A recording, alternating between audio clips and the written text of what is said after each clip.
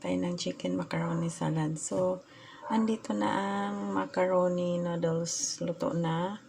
Tapos, may condensed milk na Alaska ang ginamit ko, guys, kasi may added vitamin siya.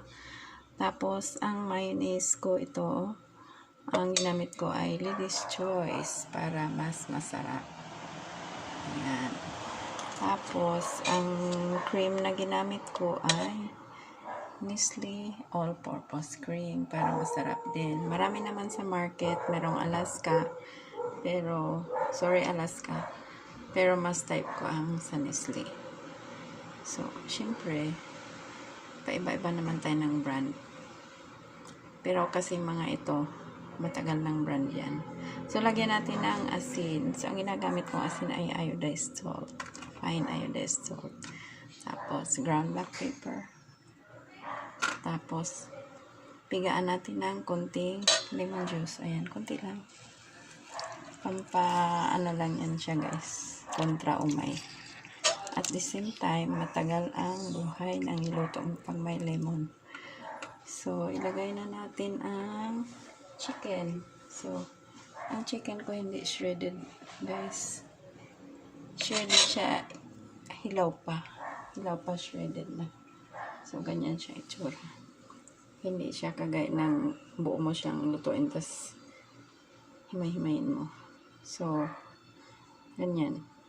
Tapos, andito ang cheddar cheese, ang raisins, ang pickles, ginamit ko ay ram. Tapos, may pineapple tidbits ng Del Monte, may chopped na red onion, tsaka celery. Huwag niyong pawalan ng celery, guys, kasi maganda yan siya sa gout. Magwawala ng asin sa katawan. So, ang gagawin na lang natin dito ay mix. Kasi kompleto naman na yan.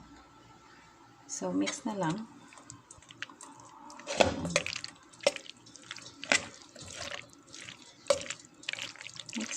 Mix na lang. Tapos, i-refrigerate mo.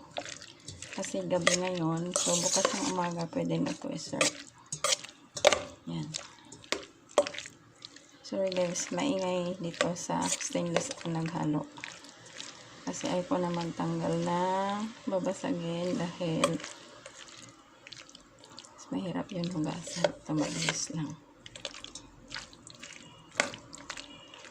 So, ganyan lang siya, guys. Ganyan. I think dagdagan ko pa siya ng mayonnaise. So, after na lang sa video. So, yan. Masarap na rin yan. Kompleto na to, guys. May white sugar na pala ito. At saka, yun. Iodized salt. So, in case pag kulang, dagdagan. So, ang pagtimpla natin sa pagkain, depende sa kakain. Kasi dito, kagaya nito walang carrots. Sa ibang recipe meron. Kasi yung kakain nito walang carrots ang gusto niya. So, ganun lang guys. Thank you so much for watching video. Sana mag-subscribe kayo guys para lumago naman tayo. Thank you. Bye.